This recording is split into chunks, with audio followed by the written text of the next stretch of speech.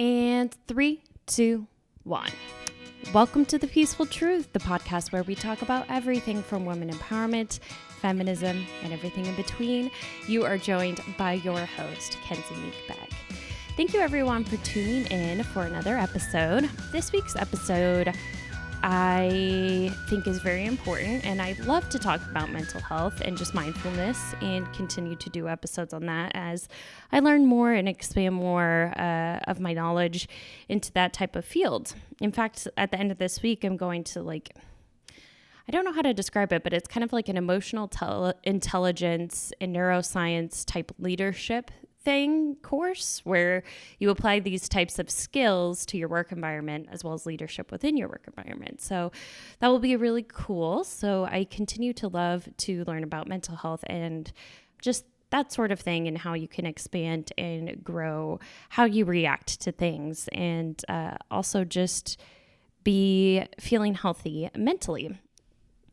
So this week was a tough week for me mentally, just to be completely candid. And I like to just raise awareness and be open about things because I think it ends stigmas. But I do take an antidepressant, and it's not healthy, and nor do I recommend this, and it's terrible, and I really experienced it this week, is I ran out of it, and I didn't have time to go to the pharmacy for a few days, and so I went a day or two without it, and my anxiety just spiked, and I was nervous for 2 days, and I just was questioning everything, and it was tough, and so that really shows how much it helps, and then also just the dangers of going off it. So I wanted, this episode was even more on the forefront of my mind. So I want to talk about what I've learned by going through therapy.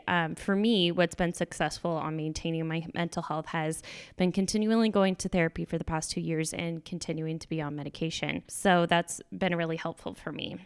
But I wanted to talk in particular about what I've learned through therapy. I don't want to extremely recommend things because I'm worried if I recommend it and then it doesn't work for someone.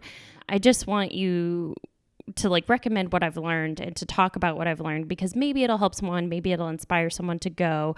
But if something doesn't help you that I talk about, I don't recommend doing it. And also I recommend seeking a professional's help, just as a disclaimer. But anyway, by going to therapy, I don't think I was always open about going, especially as a kid and a young teenager. I feel like at that time, up into my mid-20s, I don't feel like my brain has been fully developed up until recently, and I still think that I am continuing to grow. I feel like therapy was only successful for me because I was open to it, and I feel like it took maturity for me personally to be able to be open to it. But I feel like I had a lot of stigma as a kid, and I thought that some of it was stupid, and it's not, but that's just how I felt as a teenager. And I wasn't open to it, and therefore it wasn't successful to me, and I didn't also realize that I could go to multiple therapists, and if the first one didn't work, that doesn't mean all of therapy is bad. I went to a therapist as a teenager when I went through something hard, and I only went twice, but that therapist, I just felt I didn't like. She was kind of religious. I'm not religious. She was kind of dark as a person. She didn't feel welcoming. Her energy wasn't great. And so I just didn't connect with her and thought therapy was stupid. And she kept telling me just to write my feelings down. And I was like, what's writing my feelings down going to do anything for this situation? But I remember, and it could be, and I do write things down now. But so I just wasn't open to it. And I think I just had to mature to fully embrace it and also rid myself of the stigma and just really grow as a person to open my mind to it. So I recommend if you visited therapy before in the past, maybe to retry it. And just going to therapy, if you do decide to go, really embracing it and really being open to what they have to say before you decide it doesn't work. And if it doesn't work, and you determine it doesn't work, that's completely legitimate, the method that they're using with you. And then just continue to find a therapist. But I think it also takes being open for therapy to work. So I wanted to talk about being in an anxiety hole and what I even mean by that. And what does that even look like? So I get anxiety, and sometimes I get stuck in that mindset for a day or two or longer or less. And I get into that hole. And what do I mean by that? It means that like I start to have anxiety and I let a little bit of that in and start like agreeing with those anxious thoughts. And then I just kind of slide into that hole and get into a dark space that is really difficult for me to get out of, and to recognize that I'm there and that I should try to dig my way out. And I feel like for a long time, I didn't have tools to get out of that space or even recognize that I was there. And I feel like by living in that space and that hole, then it can lead to depressing thoughts and maybe depression. And I just feel like it's important to recognize, like, when you're anxious and you're stuck in that mindset and you're stuck there, how consuming it can be when you are there and how difficult it can be to come out. It is very difficult, but I feel like if you stick there, it can lead to sad thoughts. And like, if you recognize that that is where you're at and you're able to like see it and hold your anxiety in front of you and be like, oh, I'm recognizing that this is how I'm feeling, then maybe you can help yourself come out of it. I don't think it's bad to like fully embrace how you're feeling. And I'm not encouraging that. I'm encouraging people to recognize like when they fall into a darkness and it becomes a trend and you just stick there, and instead of like recognizing the feeling, seeing how you're feeling, you just stay there. And I think it's important to feel how you feel, but I also think it's important for you not to live in that hole, if that makes any sense. So how do I get myself out? I think it takes a lot of recentering, and there's a few exercises I've learned for recentering my mindset. So when something takes over and I'm anxious and I'm in that heightened state, what I try to do now, and this is advice from my therapist, is that I will look around and notice each of my senses. For example, let's say I'm just having anxiety while I'm sitting in my kitchen. I would sit there and I would look out the window and notice that I see the water moving, and that I can hear the water moving, and I can hear my cat meowing, and I can hear the coffee pot brewing, and I can smell the coffee. I can smell the outside if the window's open.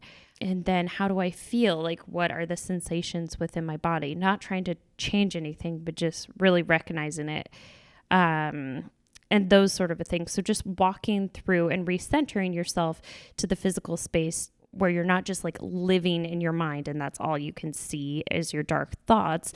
It's like recentering yourself to the physical and what's outside.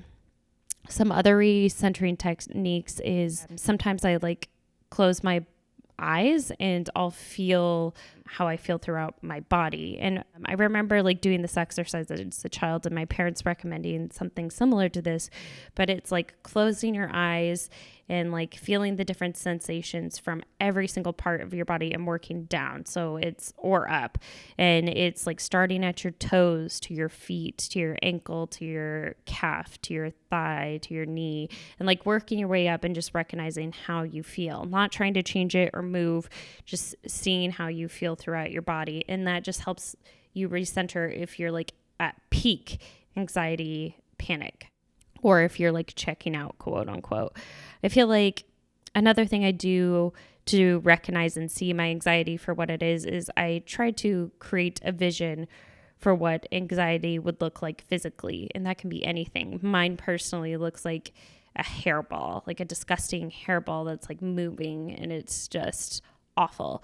And I will see my anxiety and hold it out in my hand and envision it, and also see what it's trying to do to me. I think those are different ways that I've learned to recenter myself. I've also think therapy is important because not only have I learned how to see when I'm in an anxious spiral, and that's super helpful for me, but I think also something about therapy is that it helps you work on yourself. And I think I've become a better person this year and closer to who I want to be as far as my values are.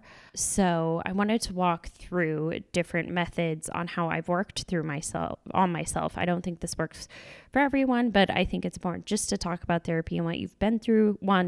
Again, a million times over, it ends the stigma. And two, like maybe someone can relate to it and it inspires them somehow. Oftentimes I'll talk to my younger self because I feel like a lot of the habits you develop as an adult comes from, I think it's true, it comes from your childhood. And so a lot of times talking to your younger self and being like a mentor to them and how you would like to treat them now and treating them that way helps look at your past trauma and revision yourself and how you took in those different things and give yourself more sympathy and allow yourself not to beat yourself up as much and not to have someone that's in the back of your mind like beating you up. I feel like it allows you to recognize how you felt as a child and see them for who they are and give yourself forgiveness and expand upon that. I just think that really reviewing those things, and a therapist can really walk you through that really well and that sort of a thing. Another technique I do to work on myself is sometimes if I'm reacting in a way, I think reactions are so important to life. Like oftentimes I feel like as an adult, you find yourself feeling helpless because you can't necessarily control what life does or what happens in life all of the time. Sometimes it's out of your control, but what you can always control, and I've heard this through so many different channels, is your reaction to something. It's all about how you react. And so sometimes I find myself with therapy, I've been more mindful of my reactions and sometimes in my feelings and how I feel like I initially want to react. But sometimes I sit back and I say, no, don't have that initial reaction because your initial reaction right now will be anger and not within your values and won't be poorly reacted to. So what I do is I try to write out what I'm feeling out. And I just feel like I'm kind of going on a tangent here and I hope it's like, it makes sense. But I feel like with the digital world, I'm kind of going backwards on this thought. With the digital world, you can easily distract yourself all day. And you don't have to sit back and reflect on your inner thoughts and what happened. You can just keep stimulating yourself on something else and avoiding it. So instead of that, sometimes I take my time and like how I feel like I initially want to react to something that happened in my day and also what's making me angry or anxious. And I write those things out. And if they're not in line with my values and how I want to be, I write those things out and I do some adult coloring. I know this sounds stupid, but I do. I write those things out on the piece of paper that I'm coloring on. And while I'm coloring, I think about those things of what's bugging me, and I will color and really reflect on them. I'll sit outside on my porch, have a nice setup with a nice drink, and I'll sit down and color while thinking about and writing out what I feel like I needed to reflect on, instead of having technology right in front of my face all day. Hopefully I articulated that well. Anywho, again, I just think it's important to think about before you say something and to figure out your values in a situation or a conflict that you're approached with and how you would ideally react based on your values, instead of sitting there and beating yourself up and feeling anxious of I didn't react or I didn't say the things that I wanted to say. I feel like it's important to consider your values before you have that gut reaction. And that's really helped me become who I've wanted to be. And I feel like my anxiety causes a lot of poor reactions. So I just think it's important to think about how you would want to be treated in this situation. And also what I reflect upon is where people are coming from and really finding that origin, no matter if my initial thought changes or not, of oh, you were being shitty. And even if I still feel like someone was being shitty, where were they coming from? People at the end of the day, I like to believe are good. So where are they coming from in this situation? And I try to replace that anger with empathy and sympathy. I really like to listen to people to sit with that initial feeling and give myself time to reflect before I say something I regret. And hey, maybe at the end of the day, I'm still mad and I still feel like that's justified, but I gave myself a lot of time to react, and that's just truly how I feel. And that's okay too. But also don't beat yourself up because the person that was reacting that first initial time was how you were feeling in that moment, and that was true to yourself at that second, but you might feel anxious about it later. So a way to maybe improve that is to think of these methods and really sit back and reflect on things. And finally, I think another thing that is important with therapy and just being mindful is just creating a good headspace for yourself. I think I have like a lot of monsters in my head that make myself filled with guilt and also self-consciousness and just beat myself up all day. But I've created a more positive headspace for myself. I tried to sit back and think more and be more mindful. I've tried meditation. I think it's hard to do because I think how I originally thought of what meditation was is that like no thoughts can come up at all. And if they do, you're not meditating. And I feel like you can still have a successful meditation or mindfulness experience by sitting there and like recognizing the thoughts and seeing them as they come and then just letting them go as quickly as they come, but not beat yourself up and say, oh, I'm really not meditating. I'm not meditating. Don't beat yourself up the whole time.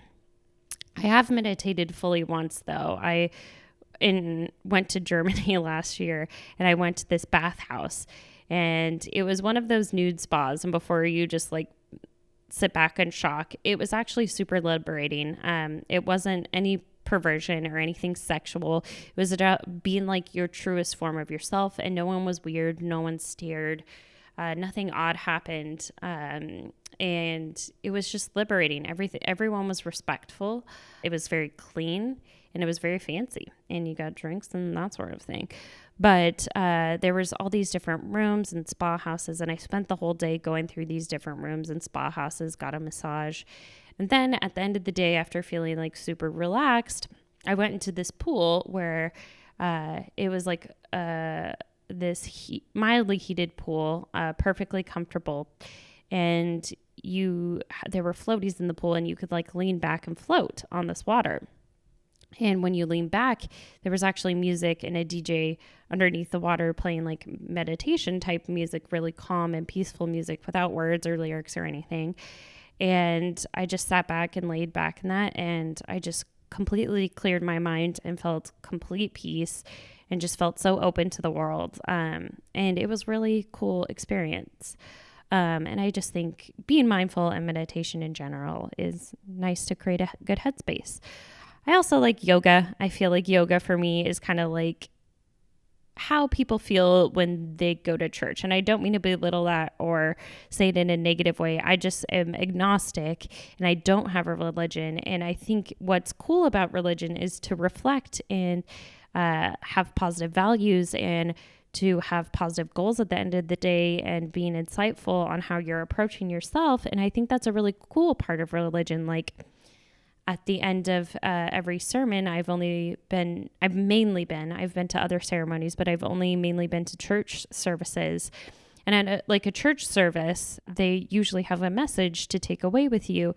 And I feel like that's how yoga is, but it's like more about physically relieving your body, mentally relieving your body, and really breathing and sitting with yourself and really like having positive vibes occur. And at the end of the day and at the end of the session, you like say namaste, and you say you value the people that you did that exercise with, and you cherish that moment, and you'll carry that vibe with you throughout the whole day.